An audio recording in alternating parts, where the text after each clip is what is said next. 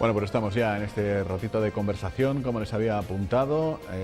Recién vamos a iniciar charla con el secretario general de los socialistas canarios, Ángel Víctor Torres, que tiene también responsabilidades en el Cabildo de Gran Canaria. Señor Torres, muy buenas tardes. Hola, ¿qué tal? Buenas tardes. Y muy bienvenido.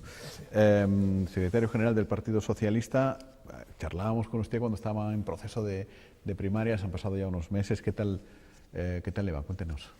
Pues bien, estuve aquí justamente cuando el proceso de primarias, el 23 de julio votaron los militantes, me han dado la responsabilidad porque la mayoría apostó por mi candidatura de ser el secretario regional y desde entonces, con el mes de agosto en medio, preparando el congreso que hicimos hace poco y ya hemos tenido varias reuniones de la Comisión Ejecutiva Regional en la que hemos tomado una serie de decisiones y además nos hemos reunido con todos los grupos parlamentarios presentes en el Parlamento de Canarias, con los grupos políticos, para explicar cuál es la hoja de ruta del PSOE para los próximos meses, que es fundamentalmente un pacto social para Canarias y asuntos importantísimos que están sobre la mesa de máxima actualidad, como la reforma electoral, la ley de servicios sociales, los presupuestos para el año 2018 o los órganos dependientes del Parlamento que tenemos que abordar en estos días. Es la última reunión de la Ejecutiva Regional este sábado con, en fin, asuntos de importancia, entre ellos una reestructuración, digamos, de la dirección política en el Parlamento de Canarias. Asume usted la presidencia de grupo y una lanzaroteña, Loli Corujo, actual secretaria insular del Partido Socialista y alcaldesa de San Bartolomé, la portavocía del Parlamento. ¿Qué le ha hecho confiar en Loli Corujo? Cuéntenos. Siempre que hay un congreso, lo dice el propio reglamento del Partido Socialista, se hacen las propuestas de las personas que deben tener la responsabilidad de la portavocía y también del resto de los cargos de representación en el grupo parlamentario, presidencia, portavoces adjuntos, etcétera. Eso está en nuestro reglamento y es lo natural. ¿Qué hemos hecho? Una vez celebrado el Congreso, he planteado el sábado pasado que Loli Corujo sea la portavoz del grupo parlamentario. Todos acabaron aplaudiendo en la sesión de la Ejecutiva Regional la decisión y deseándole suerte a Loli Corujo, a la vez que también agradeciendo el trabajo de Iñaki Lavandera, que ha sido el portavoz hasta este momento. Es un proceso natural. La persona que va a llevar la portavocía del grupo parlamentario tiene una relación directa con el secretario general y así debe ser y así ha sido siempre en el pasado. Creo que es bueno el que estos procesos se den con absoluta normalidad y también lo que yo propuse es que debido a que no soy parlamentario pueda ese puesto, la presidencia del grupo parlamentario quedarse sin cubrir y desarrollarlo desde fuera el secretario general, que en este caso me corresponde a mí, pero que fuera quien fuese, tiene la responsabilidad de coordinar la política en Canarias, empezando por el grupo parlamentario del Parlamento de Canarias y acabando en el último de los 81 municipios de Canarias. Y también ese proceso es absolutamente natural. Son responsabilidades que atañen a la Ejecutiva y yo estoy convencido que va a ser bueno para el futuro el que se den estos cambios, porque además quienes ahora se hacen a un lado con esas responsabilidades van a ser leales con la dirección y con los nuevos nombramientos, porque el objetivo que tenemos que tener todos, los que han desempeñado esas responsabilidades, los que la toman ahora, los que podrán venir en el futuro, no debe ser otro, y es mi objetivo y mi obsesión, que ganando las elecciones en el año 2019 el PSOE regrese a la presidencia del Gobierno de Canarias. Dice usted que es un proceso natural, el de nombramientos y desnombramientos, entre comillas, efectivamente lo es, pero que a lo mejor lo que no es tan natural es la asiduidad con la que se han producido. ¿Cree que es usted el tercer presidente del grupo parlamentario? Puede ser, Loli Corujo fue, creo que la primera, Patricia Hernández, y ahora usted es verdad que les han pillado en un proceso, digamos, un tanto peculiar en lo que va de legislatura, ¿no? Pero supongo yo, digo, los que vemos la política desde fuera del Parlamento, no sé cómo tienen que funcionar los engranajes, pero supongo que cuanto menos cambios mejor, ¿no? Diría uno de fuera, no lo sé, ¿eh? Bueno, yo creo que ha habido circunstancias que han llevado consigo que se produjeran esos cambios. Loli Corujo fue presidenta, nombrada como tal por la Ejecutiva anterior, en el momento en el que se conformó el grupo parlamentario, Patricia Hernández, vicepresidenta del Gobierno de Canarias. Cuando el grupo socialista sale del Consejo de Gobierno y nos expulsa Coalición Canaria, lo natural es que la persona que había encabezado la candidatura al Parlamento fuera la presidenta, y así se hizo, y no hubo ningún problema, se hizo con absoluta normalidad. Yo estaba, y estoy seguro que quienes llevaban entonces la responsabilidad, en este caso Loli Corujo de la presidencia, hubiese seguido encantada con esa responsabilidad, pero ella también entendió que correspondía a quien se presentó a las elecciones tener tal responsabilidad y tal rol. ¿Qué ocurrió después? Hemos tenido unas primarias en el partido, en el que, entre otros, nos enfrentábamos Patricia Hernández y yo a esa Secretaría General junto a Juan Fernando López Aguilar, y la militancia dijo claramente que el que tenía que ser secretario general era Ángel Víctor Torres. Y pronto yo asumo esa responsabilidad que justamente es coordinar el trabajo del grupo parlamentario. Al no serlo, si hubiese sido parlamentario, creo que nadie hubiese discutido internamente que fuera el presidente del grupo parlamentario, no debe discutirse porque no lo sea. En estos momentos, a nivel federal, está vacante la presidencia, que estaba desde los otros mandatos, y Pedro Sánchez, que no es portavoz, la ejerce también desde fuera.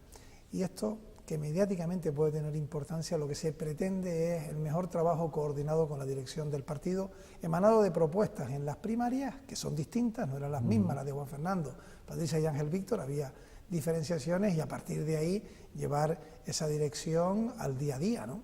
Por tanto, repito, hay que darle absoluta normalidad y confiar en el buen quehacer de las personas que van a tomar ese trabajo. Yo creo que es bueno también para Lanzarote que un parlamentario, una parlamentaria lleve la voz del partido en Canarias, ¿no? Y también quiero mandar un mensaje de tranquilidad a San Bartolomé de Lanzarote, porque también será bueno para San Bartolomé de Lanzarote que una persona de su municipio tenga tal responsabilidad institucional máxima. No es sencillo ni natural que puestos como la portavocía, por ejemplo, del grupo parlamentario, de un grupo parlamentario, recaiga en personas que están trabajando duro en las islas menores, ¿no? Y yo creo que eso tiene que alegrarnos a todos, hayan o no apoyado a Ángel Víctor en la candidatura a las primarias, o sean de un equipo o de otro en lo que son las contiendas internas. Ahora hablaremos de ese trabajo y de qué se puede esperar del Partido Socialista en el Parlamento de Canarias, en la política canaria en los próximos meses. Pero déjeme que le haga una pregunta, porque hay primarias en Lanzarote. Lanzarote tiene 2 parlamentarios regionales y se enfrentan los 2 parlamentarios regionales en las primarias. ¿Con quién va? Bueno, yo soy el secretario regional y tengo que mantener, lógicamente, en este caso, la posición de secretario regional. Bueno, pues cuéntenos, espera que eso no haya alguna herida ahí. Yo espero que no. Lógicamente yo no votaré en Lanzarote, votaré en Gran Canaria, y por supuesto quienes me conocen saben a quién votaré en Gran Canaria, o se lo sospechan, y también quién pues podría ser mi persona que quisiera fuera secretario o secretaria de Lanzarote, pero públicamente tengo que mantener esa neutralidad, ¿no? Ese papel de representante institucional del Partido Socialista en Canarias. Lo primero es felicitar a los compañeros que han superado el corte, que han conseguido el aval de la mayoría de los compañeros para poder superar el porcentaje que se exigía y ser ya candidatos. Lo segundo, pedirles a todos que hagan unas primarias lo más deportivas posibles, que nos juguemos las cartas cara a cara y sin subterfugios ni trampas, que seamos elegantes, que los militantes van a hablar en las urnas y que cuando se produzca esa votación, el que consiga más apoyo sea apoyado por quien no, y quien consiga más apoyo también tenga en cuenta con su generosidad lo que es el partido y las diferencias internas, ¿no? Las primarias no nacen para que nos matemos o nos diferenciemos en una lucha que pueda beneficiar a otras formaciones políticas, sino que es una fórmula democrática máxima para que no haya quien aglutine en sí mismo 10, 15 votos, sino que cada uno va de manera libre a votar. Son la mejor fórmula de la democracia participativa y de sufragio universal dentro de una formación política, ¿no? Y así me gustaría que se viera. Como me gustaría que se viera claramente que cuando alguien toma una responsabilidad, como en este caso es Loli Corujo, de la portavocía, todos deben alegrarse y apoyarlo, ¿no? Bueno, vamos a hablar de ese trabajo en el Parlamento de Canarias. ¿Qué pueden esperar los canarios en general, la gente de izquierdas en particular, del papel del Partido Socialista en el Parlamento? Va a haber un acercamiento a Coalición Canaria. Recientemente se ha dicho, el señor Ruano incluso no descartaba esa posibilidad. ¿Van a explorar una vía paralela con otras formaciones políticas o van a estar en la oposición haciendo el juego que les corresponda, apoyando lo que deban y lo que no? Lo último. Es lo que corresponde a quien está en la oposición y que hace un trabajo responsable. Tenemos que decirle que no a las propuestas del gobierno porque queda 1 año y pico para las elecciones y por tanto no es electoralmente bueno decirle que sí a un gobierno si la propuesta es buena para los ciudadanos. No entendemos así la política. No la entendemos la nueva dirección del Partido Socialista ni se va a entender en el Parlamento de Canarias. Nosotros somos la alternativa de gobierno de Canarias.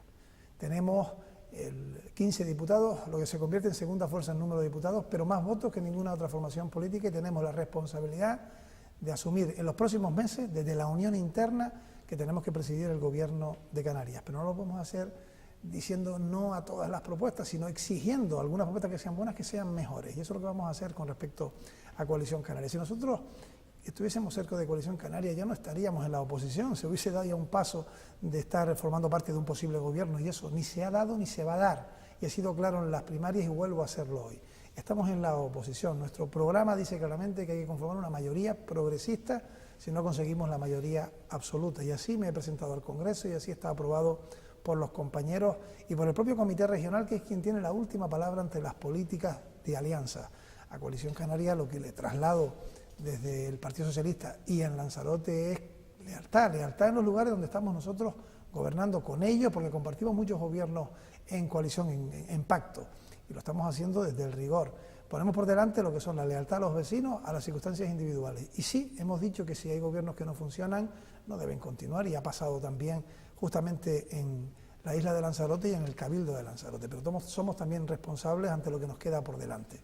Y por eso creo que es importante que Coalición Canaria también entienda que hubo un gobierno de Canarias que nosotros hubiésemos querido mantener hasta el final, que no nos fue posible, que debía haber mucha más lealtad que la que finalmente hubo, que ese gobierno se rompió, pero que hay muchos otros gobiernos que están funcionando, con la Canarias, con Coalición Canaria, incluso algunos con el Partido Popular en algunas administraciones locales, y que hay que hacer un esfuerzo, si funcionan esos gobiernos, por mantener esos gobiernos y llegar al final del camino en esta legislatura, en este mandato, y si no, ser valientes y hacerse a un lado como ha ocurrido en el Cabildo de Lanzarote, porque creo que hay cuestiones que el presidente del Cabildo completamente, y tiene que hacérselo ver, Coalición Canaria no han sido las correctas.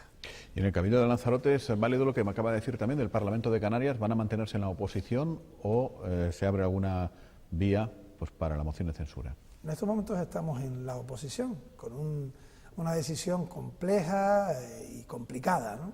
Pero que era absolutamente responsable y que fue la que me trasladó la secretaria insular en su momento, y también los compañeros que formaban parte del grupo socialista en el gobierno y siguen formando parte del grupo socialista en la oposición del Cabildo de Lanzarote. Nosotros hemos sido claros, no se podía continuar con una situación como aquella, nosotros tenemos que preservar justamente lo que es el interés ciudadano dentro de los márgenes absolutos que marca la legalidad, y en ese sentido Coalición Canaria es quien tiene que hacérselo ver y también tomar otras decisiones. Y habla usted de lealtad en los gobiernos de los que forman parte y piden lo mismo por parte de sus socios de gobierno. En el Ayuntamiento de Arrecife, cada 10 minutos, Coalición Canaria está afeando comportamientos de parte del grupo de gobierno de la alcaldesa, es decir, de la socialista Eva de Anta.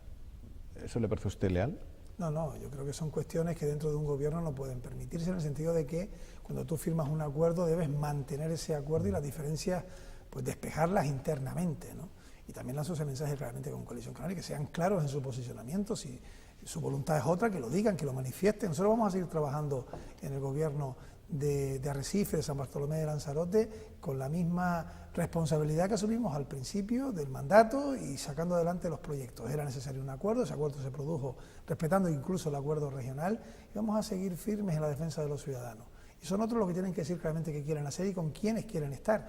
Y si su decisión es otra, que lo digan claramente y que lo planteen y que busquen sus fórmulas. Nosotros no vamos a entrar, cuando queda lo que queda de este mandato, en juegos de defender tronos o espacios de poder, sea como sea. Nosotros estamos en los gobiernos y cuando las cosas no funcionan nos vamos de los gobiernos con responsabilidad y nos vamos a aventuras locas. Creo que han pedido ustedes también que el superávit del Fondo Canario de Financiación, que es un buen dinero, pueda ser utilizado por los ayuntamientos para dedicarlo, bueno, pues supongo que a lo más urgente, a lo más inmediato que tienen los municipios, ¿no? En lugar de ir a pagar deuda. ¿Ya lo han lanzado? ¿Ha recibido alguna respuesta por parte del Gobierno? No, vamos a presentar esa iniciativa en el Parlamento, se debatirá en una próxima sesión plenaria y es de absoluta justicia hacer esa petición. No es normal que en el año 2016 leamos que los ayuntamientos de España han tenido un superávit de 7.000 millones de euros, ni que los de Canarias fueran 300 millones de euros y que esos fondos luego terminen en las entidades financieras reclamando a los vecinos servicios, especialmente en Canarias, donde tenemos 226.000 parados, un 60% de los parados no reciben ningún tipo de prestación, de cada 2 jóvenes 1 no consigue empleo y la situación es de 30.000 jóvenes desempleados y también con personas de más de 45 años que no tienen ninguna solución. Y son datos que ha dado el Gobierno de Canarias, su director general de empleo, recientemente. Ante eso, ¿cómo es posible que el Gobierno central, por eso lo llevamos también al Parlamento de Canarias, lanzándolo al Gobierno de Canarias, al Gobierno de Coalición Canaria, no permita que los ayuntamientos destinen los fondos que han terminado siendo remanentes para aquello que los ayuntamientos decidan, libre disposición? Dinero para las escuelas infantiles que están en los municipios, para los servicios sociales, para ayudar a las familias que no pueden abonar el agua, para cuestiones absolutamente básicas. Por lo tanto, pedimos que todos esos fondos se destinen a libre disposición, porque para salir de la crisis, indudablemente, la manera no es que el dinero se quede en los bancos, y menos que los ayuntamientos sean los que lo tengan que hacer por orden, en este caso del gobierno central, que lo que pretende es justamente controlar todos los recursos y castigar a las administraciones que mejor lo hacen, que son los ayuntamientos. Yo espero que esa iniciativa que vamos a llevar sea aprobada por unanimidad. Pero claro, el que suele seguir la prensa y las noticias que emanan del Gobierno de Canarias puede estar pensando si está todo arreglado. Tenemos ley del suelo para generar muchísimo empleo, tenemos el FEDECAM para ir haciendo rotondas y mejorar un poquito pues todas las conectividades, y tenemos el crédito extraordinario que se ha pedido hace poco pues para el estado del bienestar. ¿Qué más queremos? Con esas medidas, que las entonas con un tono determinado y con un presupuesto que incluso nosotros apoyamos en su momento, que es el actual de 2017, hoy estamos con las cifras que antes dije. Por lo tanto, no podemos estar contentos. O sea, se gestiona mal. Hay 1.700 personas que, por ejemplo, solo en una isla como Gran Canaria piden una plaza de dependencia y se nos han ofrecido menos de 200. Si eso lo multiplicamos por las 7 islas, el estado del bienestar está fracturado por un gobierno central del Partido Popular que ha ido con una voluntad clara legislativa a externalizar los servicios sociales y hacer que aquellos que no tienen recursos queden fuera del sistema. En estos momentos en Canarias los datos no son mejores que hace 9 o 10 meses y por tanto se haya aprobado un fondo de desarrollo para Canarias, haya habido un crédito extraordinario para invertir más en sanidad. Seguimos estando a la cola en cuanto a las operaciones quirúrgicas, estamos los penúltimos en cuanto a listas de espera para consultas externas. Hace falta que se invierta por el Gobierno central 1.500 millones de euros en sanidad, que haría que tuviésemos solventadas las listas de espera. ¿Sabes cuánto aumentó el presupuesto en sanidad del Gobierno central en el 2017? 2,3%. El de defensa aumentó un 30%, 32% concretamente. No tiene lógica. Aumentando un 13% el presupuesto en sanidad, tendríamos cubiertas las necesidades de lo que es un Estado de Derecho y social que nosotros pretendemos, con una justicia social que es que todo el mundo tenga derecho a una sanidad universal, como una educación pública. Y por eso el Gobierno de Canarias tiene que hacer unas buenas cuentas para el año 2018. Nosotros vamos a ser muy, muy exigentes. Leo y me sonrío, ¿no?, que he cerrado acuerdos con Coalición Canaria para un presupuesto. Eso es rotundamente falso. Y sino que se le pregunte a ellos. Vamos a escuchar y ver cuál es su anteproyecto, pero vamos a ser tremendamente más exigentes como lo fuimos en el año 2017. Se aprobó entonces, y no era yo secretario general, el apoyar esos presupuestos en medio de una crisis que teníamos en el Gobierno de Canarias. Y en estos momentos aquello que fue una buena voluntad para el Gobierno de Canarias para los siguientes meses, un gesto de responsabilidad del PSOE, repito, en medio de una profunda crisis, fue un par de días antes de que nos expulsaran del Gobierno de Canarias, hoy va a ser mucho más exigente para el año 2018. ¿Pero es un problema, por tanto, de falta de fondos o de gestión deficiente? Fundamentalmente de saber que esos recursos se tienen que destinar a los fines fundamentales que nosotros perseguimos. Si en un momento determinado el Partido Socialista apoyó, estaba en el Gobierno de Canarias, una subida del impuesto general indirecto para Canarias, fundamentalmente para la sanidad, para la educación, para los servicios básicos, y lo hicimos con un coste social indudable, pero que era fundamental porque teníamos unos recortes del Gobierno central que del año 2012 a 2016 nos retiraron los convenios de carretera, los planes de empleo para Canarias, 42 millones de euros al año.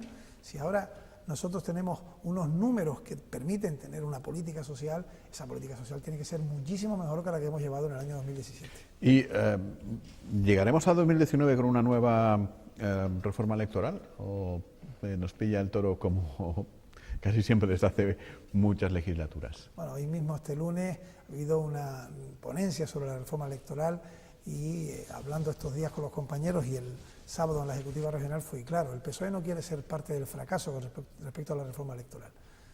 Seremos generosos y podemos flexibilizar nuestra propuesta. Queremos que los demás también digan lo mismo.